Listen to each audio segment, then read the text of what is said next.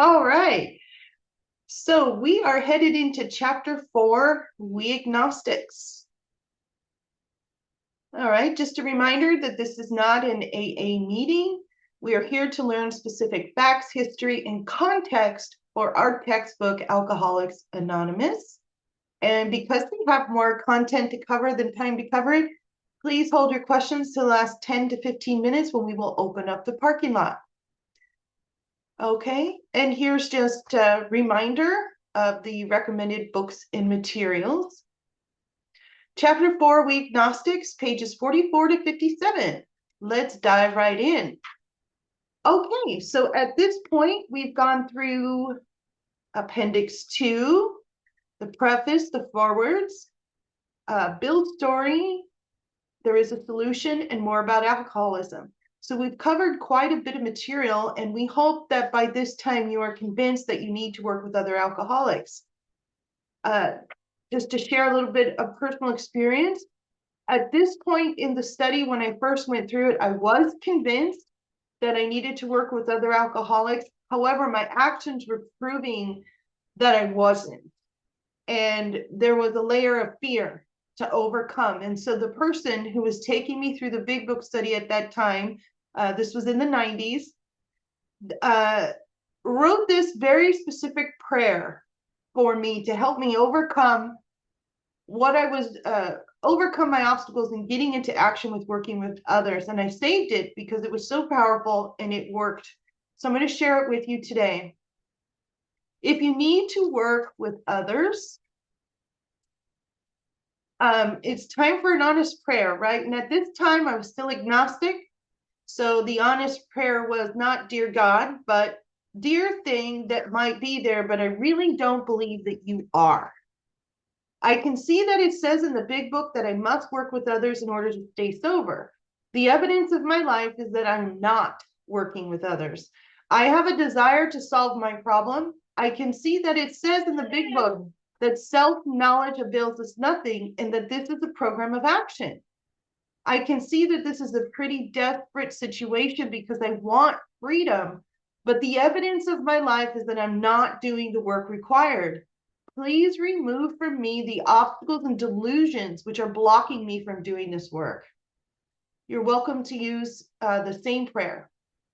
All right, so chapter 4, We Agnostics. Let's first just define what an agnostic is. We do come across a lot of spiritual terms. We need to revisit the definitions because perhaps while drinking and using, you weren't tuned in and tapped in to the real definitions of spiritual concepts. It is a person who believes that nothing is known or can be known of the existence or nature of God or of anything beyond material phenomena, a person who claims neither faith nor disbelief in God. And it comes from the mid-19th century. Okay, so when you put an A in front of something, this is the opposite of the word, right? So Gnostic with the G means a knowing, knows. An agnostic doesn't know. Okay, so we're going to go into this a lot further, so don't worry. To one who feels he is an atheist or an agnostic, such an experience seems impossible. Okay, so an atheist believes no God exists. An agnostic believes it's impossible to prove that God exists. So we're talking about, having a spiritual experience, and this may seem impossible. But to continue as he is means disaster, especially if he's an alcoholic of the hopeless variety. To be doomed an alcoholic death or to live on a spiritual basis are not easy alternatives to face. And so we can cross-reference that to page 25, the third paragraph, which says we have but two alternatives. One was to go on to the bitter end, blotting out the consciousness of our intolerable situation as best we could, and the other was to accept spiritual help. These are not easy alternatives to face, right? There are no wimps on the spiritual path. The ego tells you you will lose something. So here we go. But it isn't so difficult. About half of our original fellowship were exactly of that type. So of the first 100 men and women, half were agnostic. At first, some of us tried to avoid the issue, hoping against hope we were not true alcoholics. But after a while, we had to face the fact that we must find a spiritual basis of life or else. What does the word must mean? Does it mean take what you want and leave the rest? Or does it mean a requirement? It is required to find a spiritual basis of life or else. Perhaps it's going to be that way with you, but cheer up. Something like half of us thought we were atheists or agnostics, and our experience shows that you need not be disconcerted. Oh, did I skip a page? No. We found that such codes and philosophies did not save us, no matter how much we tried. We could wish to be moral, we could wish to be philosophically comforted. In fact, we could wish these things with all our might, but the needed power wasn't there. Our human resources, as marshaled by the will, were not sufficient. They failed us utterly. So this is very similar to Roland Hazard on page 27. Remember, Roland Hazard was a believer, and he went to Dr. Carl Jung. And Dr. Carl Jung said, although your beliefs are awesome, they do not spell out the necessary spiritual experience, right? We need to move from a belief to an experience, belief in step 2 to an experience in step 12, right? So at this point, if we were in a room together, which these studies used to be, in person and in a room with people, and I had a whiteboard, I would ask the group to shout out examples of their human resources, things that they would do to, but through willpower or actions they would take to get relief from drinking, and then, obviously didn't work. So lack of power, that was our dilemma. We had to find a power by which we could live, and it had to be a power greater than ourselves, obviously. But where and how were we to find this power, right? We'd been looking in the bottle. It's not there. Our book, our textbook, tells us exactly where that power is on page 55. Deep down in every man, woman, and child is the fundamental idea of God. He may be obscured by pomp, by calamity, and worship of other things, but in some form or other, it is there. It is obscured, right? So the steps are a process of facing and removing everything in me that's blocking me out from having an experience of the great reality within. So I can be tuned in, tapped in, get that power. And that power can now flow up to my alcoholic mind. So that's what we're doing here. Okay. So how is the method, right? The method is the steps. The steps are about removing, facing, being rid of. So, well, that's exactly what this book is about. What? This book is about getting access to the great reality within. Oh, well, I don't like the spiritual part of the program. I have to say that because we hear it all the time. And my thought is, what part of this program is not spiritual? That's what this is about. It's about getting access to the great reality within. Its main object is enable you to find a power greater than yourself, which will solve your problem. That means we've written a book which we believe to be spiritual as well as moral. And it means, of course, that we're going to talk about God. Here, difficulty arises with agnostics. Many times we talk to a new man and watch his hope rise as we discuss his alcoholic problems and explain our fellowship. But his face falls when we speak of spiritual matters, especially when we mention God, right? Because now they've hit that prejudice. We have reopened a subject which our man thought he had neatly evaded or entirely ignored. Okay, so we can cross-reference this to XIII, which gives us the purpose of the book, right? It gives us it in these 2 pages. To show other alcoholics precisely how we have recovered is the main purpose of this book. to enable you to find a power greater than yourself, which will solve your problem. So as we go through this chapter, it's going to immediately touch our old ideas about God. This is uncomfortable. This brings up prejudice, right? Remember, the result was nil until we let go absolutely, letting go of our old ideas. And this is why a lot of people don't recover. So just let it exist. Let the discomfort exist. The truth, and just keep going through it.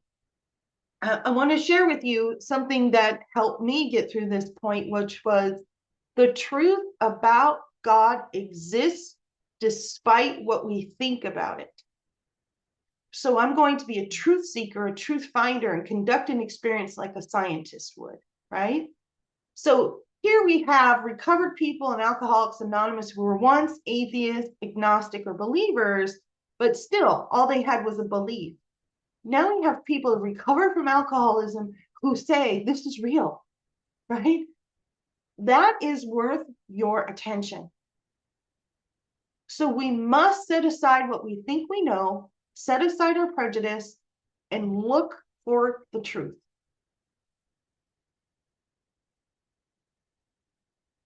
Okay. I don't know why I can't get this. Go to page 10. Okay, so here's just a reminder about the doom curve, right? The alcoholism is a progressive illness. This doom curve is established in chapter 1 from Bill's story. What we did was we pulled out the progressive illness, right? So Bill's story becomes all of our story. And we use the same shape of the ski jump because that's a sentence in chapter 1. So a reminder, we're mentally different, strange mental blind spot coupled with the obsession, the phenomena of the craving, allergy of the body, the mental state while not drinking that leads to drinking. We treat the causes and conditions on page 64. Temporary relief of symptoms is not recovered. What that means is that here we celebrate not drinking one day at a time. Cake pops out of the sky once a year. You get a chip, a token, whatever you call it. And we're celebrating dry time. Well, it's kind of hard to gauge, right, spiritual progress. And could you imagine trying to come up with a conclusion with your AA group on who made spiritual progress and who didn't? So that's probably why we're celebrating dry time. But that's a relief of a symptom. Not drinking is this, it's like a band-aid. What we need to do is treat the causes and conditions deep down within. The problem is ego, and ego creates this intense illusion that we are separate from God. The solution is union with God. Wake up to what you are, drop what you are not. You are, in fact, an attribute of God. An attribute is an essential part of. So know you, know God, know God, know you. The problem is the ego, which tells us we're separate. And for alcoholics, that is an intolerable situation. The ease and comfort, the satisfaction that we're looking comes with union from God. So it's not easy.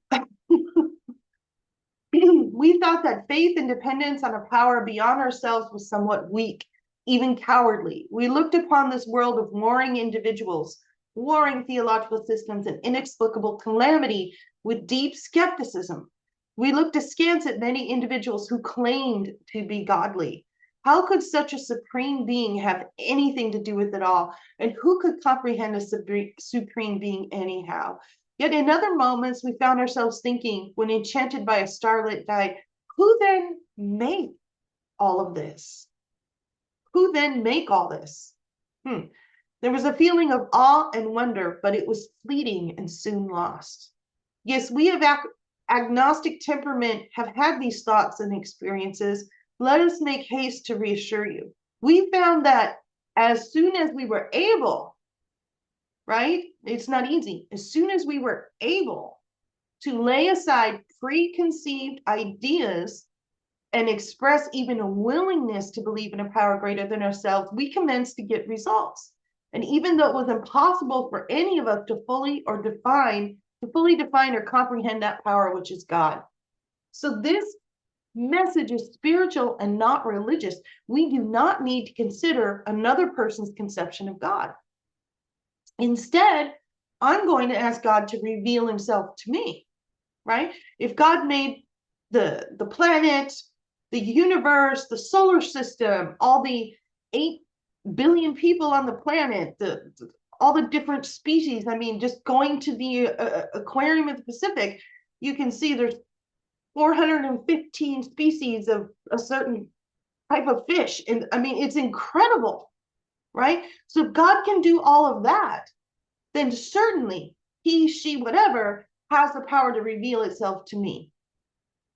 So I'm going to go with that instead of using my alcoholic mind filled with old ideas and crap and garbage to try to define something as powerful as the creative universe that is invisible, right? So instead of me trying to define it, I'm going to ask it to reveal itself to me.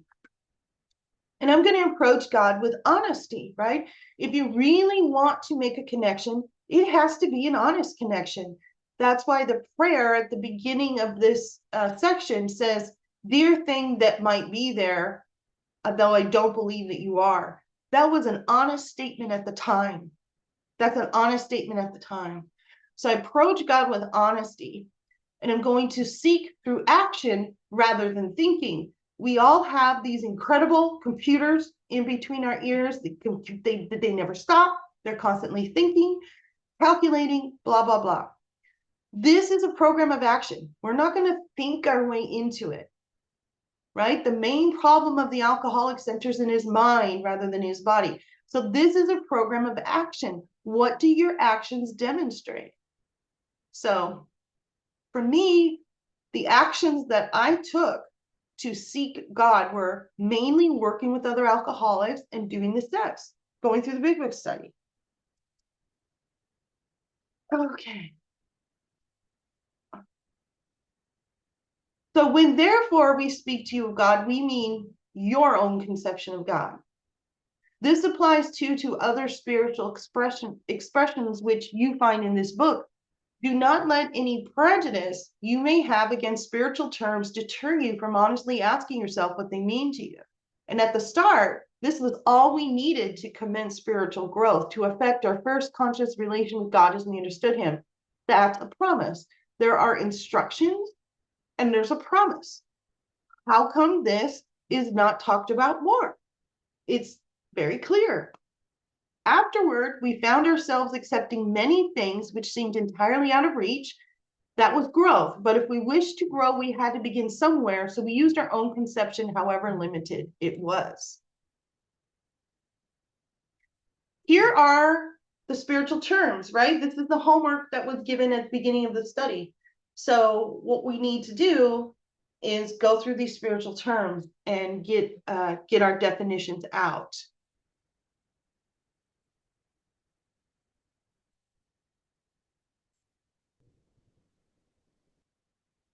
Okay, so what we're going to do is we're going to have a separate video just on the spiritual terms, and we're going to keep going through chapter 4.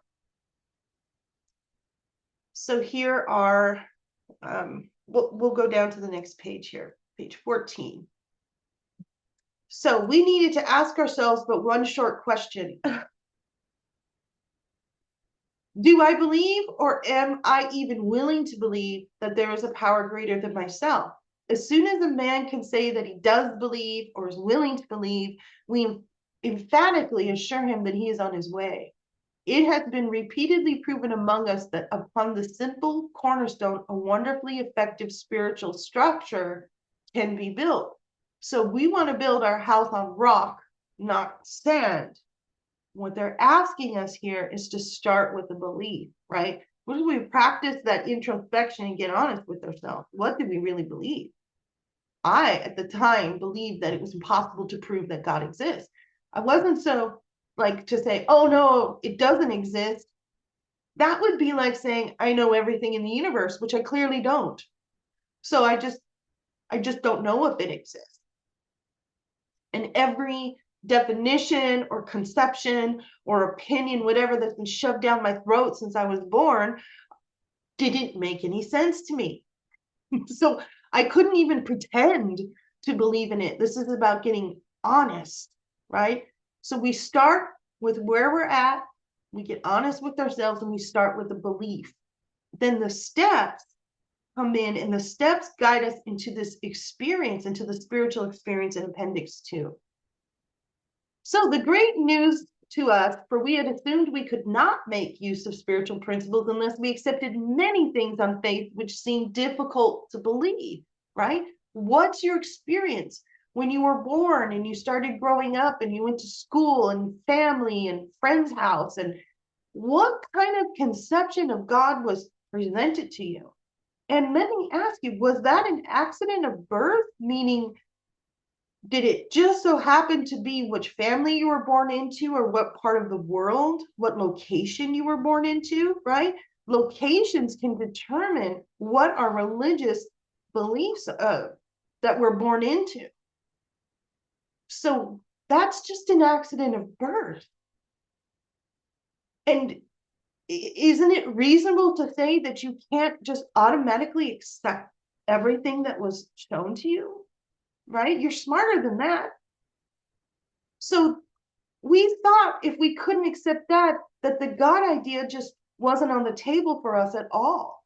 The spiritual principles weren't on the table for us at all. And that is absolutely not true. We can make use of spiritual principles even if we don't agree with the conceptions that have been shoved down our throats since birth. So when people presented us with spiritual approaches, how frequently did we all say, oh, I wish I'd have what that man has. I'm sure it could work for me if only I believed as he believed. But I can't. I just can't. I can't accept as surely true the many articles of faith which are so plain to him. So it was comforting to learn that we could commence at a simpler level. Besides a seemingly inability to accept much on faith. Oh, okay. Here we go. You want to start with where you really are by getting honest with yourself. And for me at the time, I know I just said that, but it's dear thing that might be there, but I really don't believe that you are. Okay. So getting honest. We found ourselves handicapped by obstinacy, which is touchiness or stubbornness. And if you want to see this in action, go say the G word in AA meeting. Somebody's bound to start rustling in their chair, right? Giving you the side eye, okay? So obstinacy, touchiness, or stubbornness, sensitiveness, unreasoning prejudice. Just take a look around. You will see this. Remember, prejudice is a highly used word in our textbook. It means preconceived opinion that is not based on reason or actual experience, or a preconceived idea without due examination or knowledge. And that is all I had around the word God. That's it. That's all I had. So many of us have been so touchy that even the casual reference to spiritual things made us bristle with antagonism. This sort of thinking had to be abandoned, right? Let go. Our result was nil until we let go absolutely. Though some of us resisted, we found no great difficulty in casting aside such feelings. Faced with death, asylum, jails, faced with the consequences, right? Faced with the doom curve, we soon became open-minded. Open-minded on spiritual matters as we tried to be on other questions. In this respect, alcohol was a great persuader.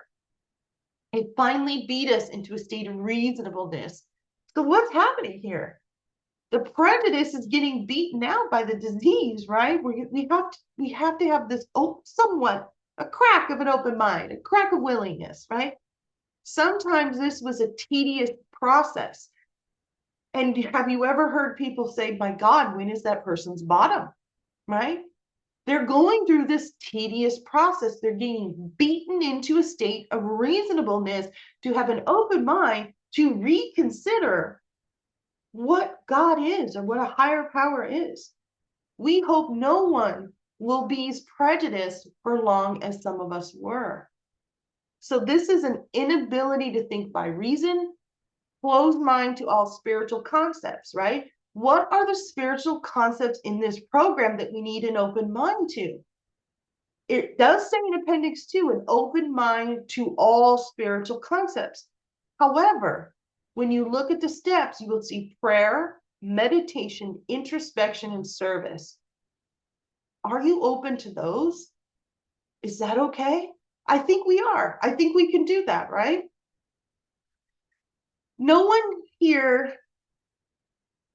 nowhere here does it make me think I can take what I want and leave the rest, right? Which is something that I was told over and over and over again when I came to Alcoholics Anonymous years ago when I was 17. I heard this all the time. Nowhere in the book does it say that. In fact, it says must 57 times in this program, in this book. So there you go. The reader may still ask why he should believe in a power greater than himself. Well, we think there are good reasons. Let's take a look at them. So the practical individual today is a stickler for facts and results. Nevertheless, the 20th century readily accepts theories of all kinds, provided they are firmly grounded in fact. We have numerous theories, for example, about electricity. Everybody believes it without a murmur of doubt. Why this ready acceptance? Simply because it's impossible to explain what we see, feel, direct, and use without a reasonable assumption as a starting point. So us, meaning humans on the planet, have learned to harness electricity but can't fully explain it. When the power goes out, how far back do you go, right? So the fuse box for us is a reasonable starting point. If I turn the heater on in my home office, the electricity goes out, but only in my home office room. And I go out to the fuse box and I flip the switch and I unplug the heater and I keep going, right? That's a reasonable starting point. I get to use the electric power. I get to use, power my computer. I get to enjoy it, but I don't have to explain the electrical system. I don't have to understand how far back where the electricity is getting started right here on this grid. I don't have to do that, but I get to use the power. And that's the same thing here with God. We will never fully define or comprehend God, but we can use the power. So what is your reasonable starting point? What is the fuse box? All right, so everybody nowadays believes in scores of assumptions for which there is good evidence, but no perfect visual proof. And does not science demonstrate that visual proof is the weakest proof? It is being constantly revealed as mankind studies the material world that outward appearances are not inward reality at all. So they give us an example of a prosaic steel girder, and that's what this thing is that this construction guy is standing on. It's like the skeleton of a building, and they're called prosaic steel girders. Prosaic just means ordinary, and a steel beam. So what we're looking at here is an ordinary steel beam that would be the skeleton of a building. And what the scientists have told us is inside of that is empty space. So the missing mass is known as the mass defect. And excuse me for not being perfect at explaining this. Usually with the Big Book study, I had some people that would way more familiar with physics that would come in and do this part. Okay, I'm an accountant. I'm not going to study this stuff. So the observed atomic mass is slightly less than the sum of masses of protons, neutrons, and electrons that make up the atom. And the difference is called mass defect. So you see here, we got all this empty space. All right. And one time when I was teaching this, people started screaming out about quarks and things like that. So as time goes on, they come up with new words, but they're still inside this is empty space, as you can see here in an atom. And there are scientific studies that show us when the scientists are looking in the microscope at the atom, depending on what thoughts they have, these things change.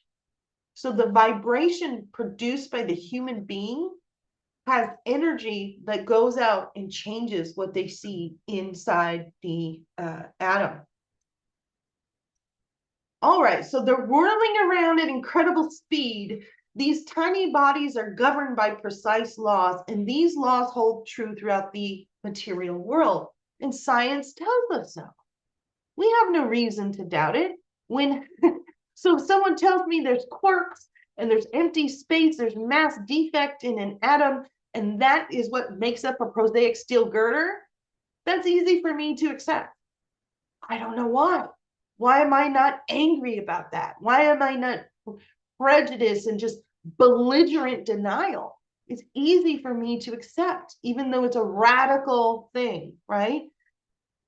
When, however, the perfectly logical assumption is suggested that underneath the material world and life as we see it, there is an all-powerful guiding creative intelligence, right there, our perverse streak comes to the surface. Check your own experience. Do you have other alcoholics in your life? Can you see this in other alcoholics?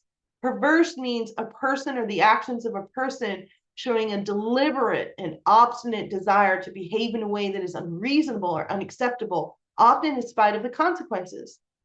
Oh, wow, that's pretty accurate. So this streak comes out to the surface, and we laboriously set out to convince ourselves that isn't so. We read wordy books and indulge in windy arguments, thinking we believe this universe needs no God to explain it. Were our contentions true, it would follow that life originated out of nothing, means nothing, and proceeds nowhere. So, let's go back and read that. My alcoholic life feels like it was originated out of nothing, means nothing, proceeds nowhere, right? That was a great description of me in my cups. Instead, we looked at the human defects of the people that are saying the word God, and we sometimes use their shortcomings as a basis of wholesale condemnation. We talked of intolerance. Well, we were intolerant ourselves. So intolerance means an unwillingness to accept views, beliefs, or behavior that differ from one's own. We missed the reality and the beauty of the forest because we were diverted by the ugliness of some of its trees. We never gave the spiritual side of life a fair hearing. Okay. So hopefully that was enough logic to convince you to open your mind. Open your mind. Maybe we don't know everything there is to know about God. Maybe God right now is trying to reach you and have a relationship with you. Okay, so in our personal stories, you will find a wide variation in the way each teller approaches and conceives of the power which is greater than himself. All right. The original personal stories from the first edition are here, that are left in like the fourth edition or the third edition is European Drinker, Home Brewmeister, Southern Friend, and Dr. Bob's Nightmare. Most of the stories have been replaced as time goes on because they're trying to come up with stories where people can relate, things like that. But the original purpose of the stories is right here on page 50 and page 29. And I think it's important to reiterate because I have spent colossal amounts of time of my life attending speaker meetings just to hear a drunkalogue, right? The purpose of the story is to show how someone came into a relationship with God. Not about a drunkalogue. So, and also I know what you're thinking, what it was like, what happened, and what it's like now, right? So what it was like was in my cups, right? Might spend 5 to 10 minutes on that. Since everybody's sitting in an AA meeting, I think they can relate. I think they understand what it's like to be in the disease, right? What happened was the spiritual experience, which may or may not correlate with the time I became a member of Alcoholics Anonymous, right? So perhaps what happened was I was a member of AA for 5 years before I had a spiritual experience, right? That could be part of the what happened. And then what it's like now is continuing to grow along spiritual lines, continuing to work with other alcoholics, going deeper and farther into 10, 11, and 12, right? But what really, I have been to so many meetings in my life and so many speaker meetings, and it's like 45 minutes of the drunkalogue. And then at the end, it's like, oh, and then I came into AA, and guess what? I still have the same prejudice around God. That's mainly what I hear, instead of what these stories are designed to be about. So we are going to stop here on page 50 and open up the parking lot.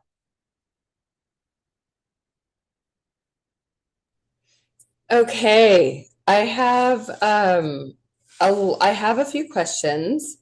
This was pretty powerful. Again, let's see. Hold on just a second. So on the slide where it says where go on to the better end and or accept spiritual help, and then on the slide it says there are no wimps. That was really fast. Is there any way that you could ever so briefly kind of go over that again? That felt important. And I feel like maybe I missed something there. I understand the concept of going on to the bitter end. I understand that very, very well. Or accepting spiritual help. I understand that too. But the part of the slide where it says there are no wimps, can you go back to that briefly, if possible, and just, Yes, okay, thank you. just looking through the slides real quick to try to find it. No problem.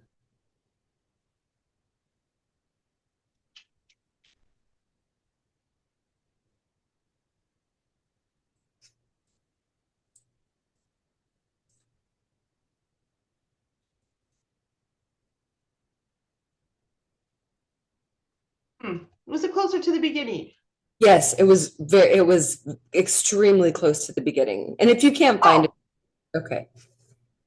yeah. Okay, found it. Okay. Alrighty. That one. There are no wimps on the spiritual path. The ego tells you you will lose something. Um, the ego, or there are no wimps on the spirit. The ego tells you you will lose something. What do you mean by the ego tells you you will lose something? Or Right. what is it? It as in the study. What does it mean by that? That I will lose something. The ego tells, I'll just put it in an I term. The ego tells me that I will lose something. Right. Yeah. So this process is destructive to the ego, and the ego will not aid in its own destruction. Okay. I'm writing So that. the ego will not aid in its own destruction, and it feels almost like a panic attack. Like, oh my God, if I really self-surrender, who am I? Right? If Right, I right. really give this up, what will my friends think? It just comes at you with like full force fear, and that you are losing something. Mm-hmm. It does things like tear down the messenger. Who's ever carrying the big book message to them, tear that person down, right? It does everything it can to stop the destruction of the ego. That's And it's right. going to, yeah. So we like, our number one fear is that we're going to lose something. If it's not give something, lose something, something like that. So that's where it comes from. And mainly your identity. It's going to say that, you won't be who you are anymore. And that's why there's another slide here that says drop what wake up to what you are, drop what you're not, right? You're going to wake up to the fact that you are an attribute of God. Right. And And that, I've been remembering the prayer that you meant that you just kind of coincidentally began with this morning. about the prayer that you were given, what's blocking me, that prayer, that one right there. And I'd been thinking about it, and I thought a lot about that yesterday, because I'm thinking a lot about what's blocking me from doing this work with others. And now that I have more clarity on that slide, the process will destroy the ego. My ego is heavily involved in working with others, heavily. And I've been asking God to take away and also to reveal to me what it is that's blocking me from this. And I kind of feel like I have the beginning of an answer now, that me working with others is somehow really wrapped up in my ego, and ego can be fear. Is that right? Could that be accurate? Yeah.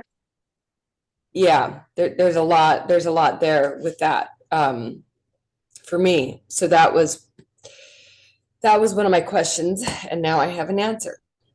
um So I have another question. So the example of action through willpower to stop us from drinking. Now that's my notes, but let's see. Action through willpower to stop us from drinking. Oh, that's right. Okay. So you had given the example of, and I've heard this too, in meetings I hear, that these are the actions that are going to stop us from drinking. Some of the things that I think about, which is why I sometimes dread going to meetings, which is to, just all the slogans that you hear, these action things, call the sponsor 90 and 90. Not that those are terrible, terrible ideas, just those are the actions that are supposedly supposed to stop us from drinking, when in reality, that's not what's going to stop us from drinking. That's not what's going to stop me from drinking. Right. I I'm a real alcoholic, as what's described in the big book. So what were some of the things that you were alluding to with Yeah. action? Going to therapy, Yeah, that's a big taking anxiety medication, one. Boy. Oh, 99, doing the coffee commitment. Um, just a lot of the common stuff that people do. And I'm not saying that they're bad. we're not helpful, but They weren't enough to solve the problem. they're not enough to solve the problem. And they're not, because I went to therapy since '09 when I got sober originally. And 14 years later, I'm like, I'm in a great deal of pain, and I'm not dealing with this. I'm not gonna do this anymore. I'm in pain, and I remember what used to make this pain go away. And I did the therapy, and I had the commitments, you know? So yeah, that rings true for me, very much so. So that was when I had just wondered what some of your examples were. So that, Yeah. yeah, definitely. That, and I hear that a lot. I hear that from loved ones. I hear that from people whom I love, respect, who are in AA. Jamie, go to therapy. Or excuse me, my name, anonymous. Go to therapy. Go to therapy. You need to go to therapy. And I'm like, okay. Okay. Okay. Yeah, that's true. Um, so then that next question, result until we let go absolutely. So the question that I have for that is, letting go absolutely, to me, that's so big, because I probably, as an alcoholic, I hold on to so much. I hold on to my thinking, my thoughts, my beliefs. I hold on, I hold on, I hold on.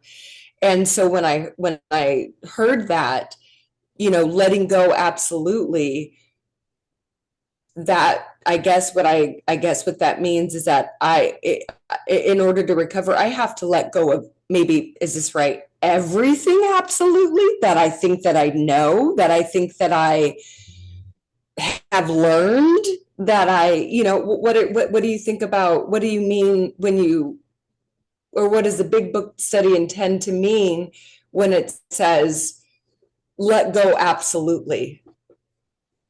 Right. Well, that's an important question, especially for someone like yourself that's been around for a very long time and has made progress before. So, um, I need to let go of my idea of God that I was dying behind, right? So to me, that is the idea that was shoved down my throat as a child. Not by my parents, not in my home, but in society by happenstance where I lived, which was very Christian. Mhm. So I couldn't grasp it, I couldn't understand it, didn't ring true to me. Something in my gut said something's off here.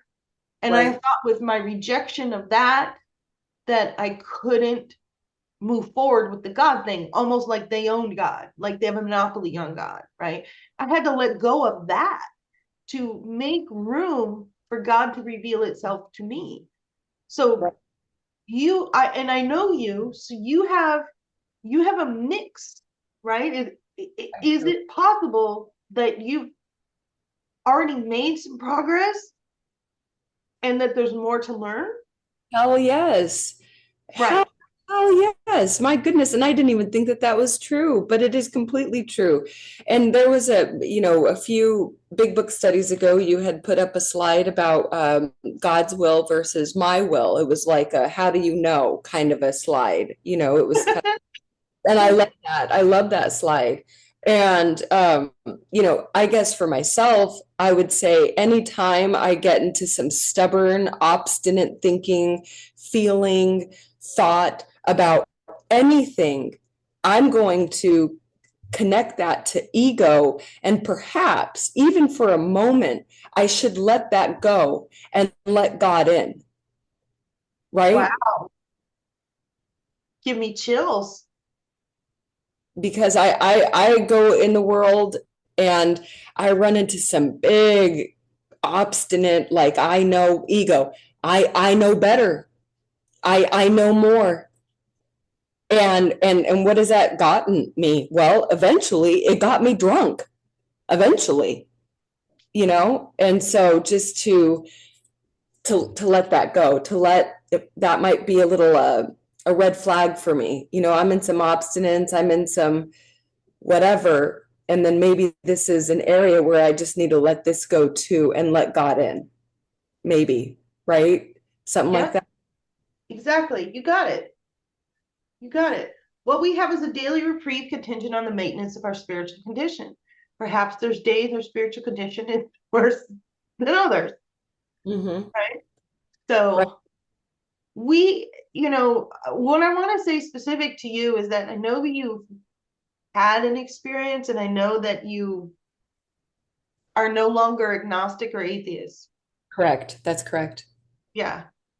So, but we think about 10, 11, and 12, the maintenance steps, right? So we have to just dive deeper into 10, 11, and 12 because things just keep piling up and blocking us out from the light.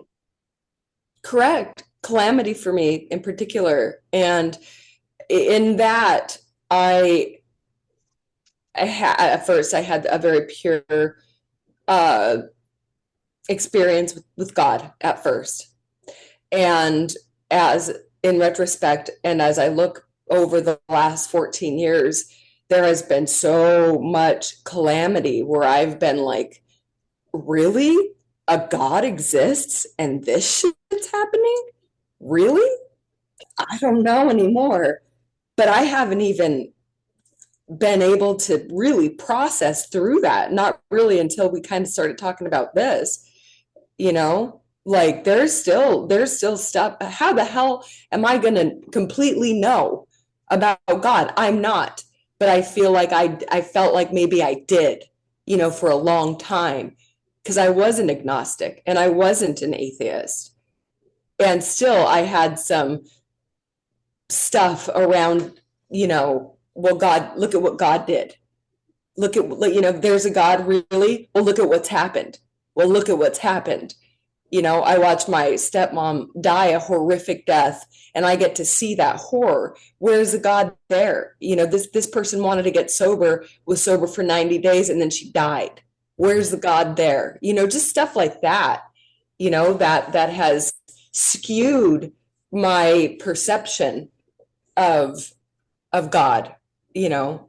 But I have felt like but I believe, but there's some holes there, there are some holes there. And I have not up until present looked at that.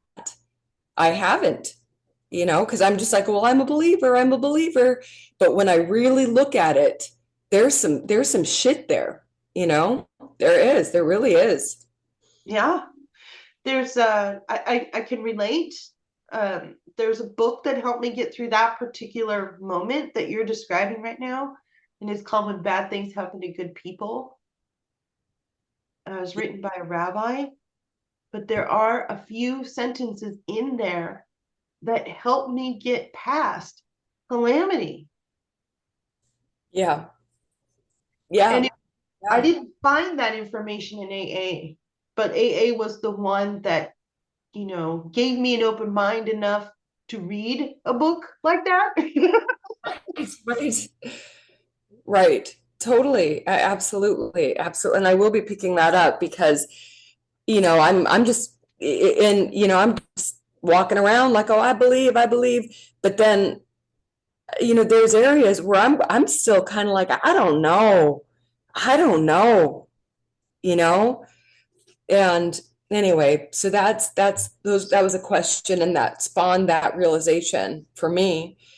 And then the next question, well, not quite, well, kind of a question. You had said during the study, being separate from God for an alcoholic is intolerable.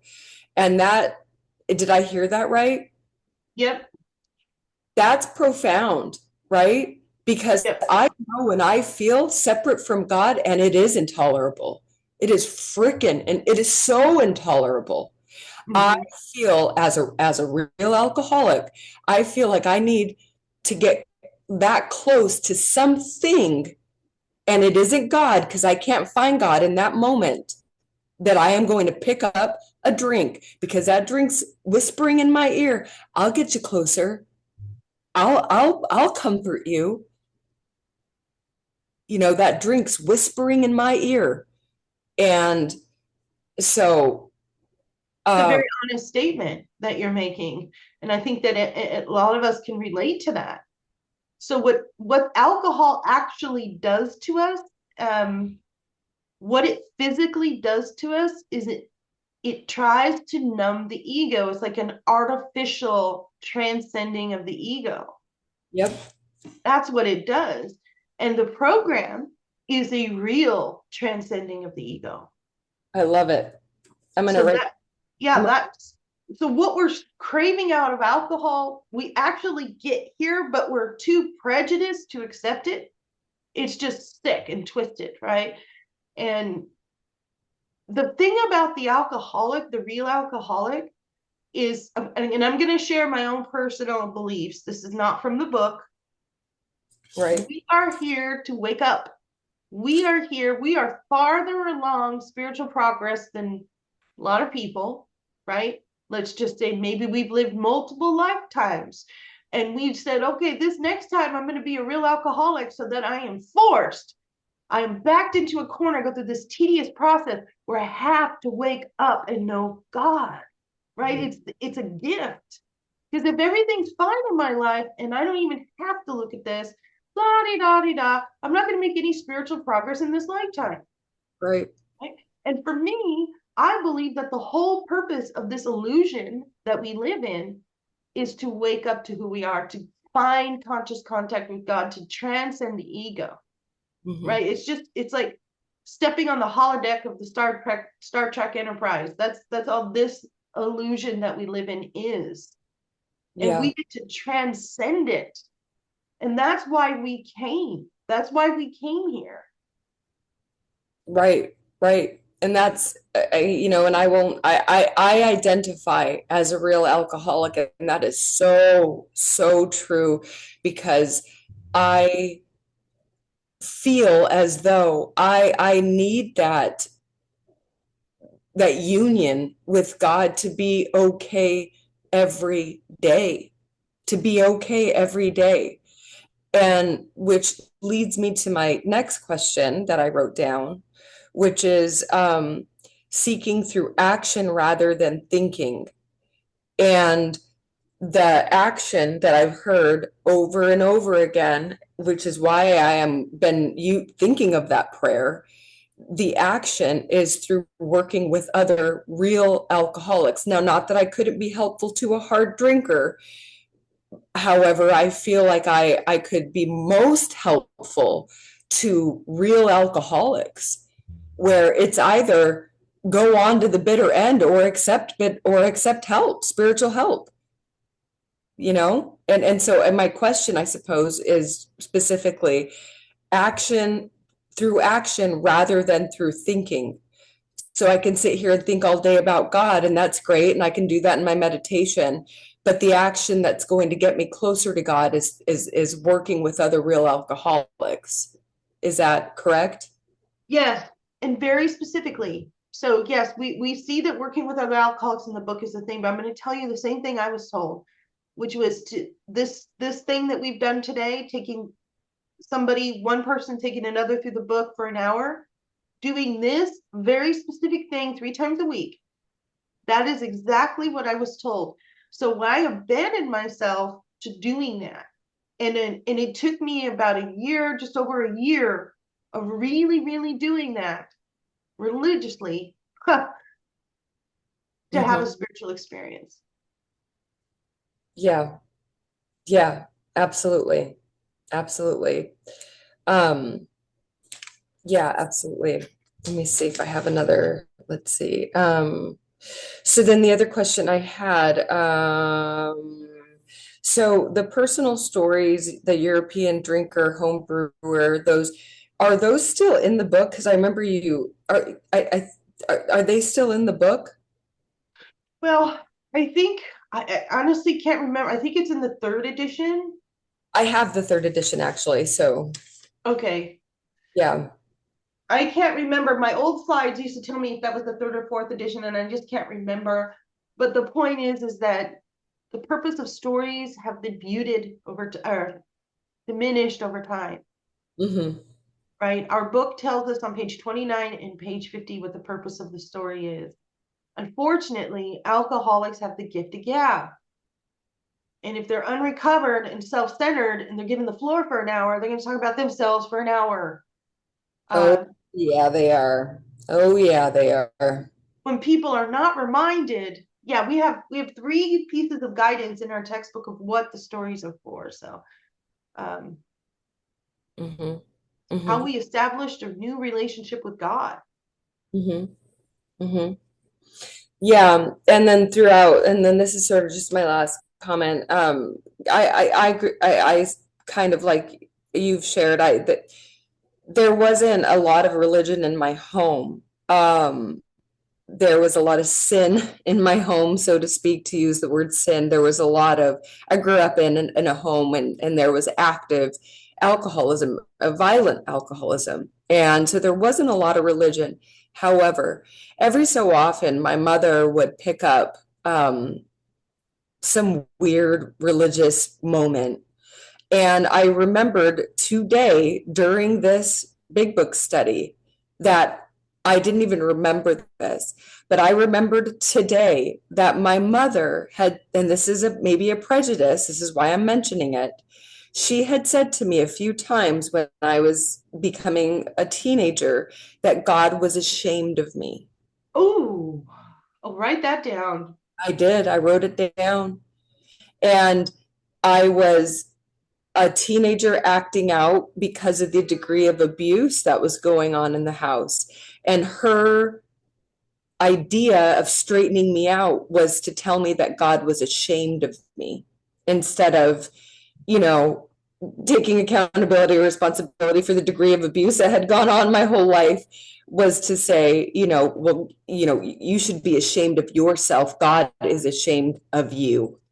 And so I hadn't even thought about that, but it does come up sometimes, but very subtly, I meditate in the mornings, and sometimes I get these really strong core belief thoughts of being just absolutely unworthy. And I think that might be where some of that came from, and that might be some prejudice that I'm still carrying with me, you know, Mm-hmm. that whatever the God is, even though I believe and have had very positive experiences with God, that might still be kind of hanging in there a little bit, you For know? sure. For sure. That's Yeah. to drop what you're not. You are not that. No, I'm not. And I don't believe that. In my brain, I don't believe that. And I think somewhere deep down in my soul, I I did believe that. What, Mm-hmm. especially being a young 13-year-old person. So anyway, so that came up during this, and so funny because anytime I read the Agnostics, although I've gleaned great info from it, I always thought from '09 until 2023, I thought, well, I believe, so that chapter, although I'll read it, it doesn't really apply because I'm a believer. Right? Understood. But maybe it applies more than, I mean, the definition of the alcoholic really freaking applies, but that really applies, and so this chapter has been big and important. So yeah, so those are my questions in the parking lot, and lots of stuff. Love it, love it, love it. And I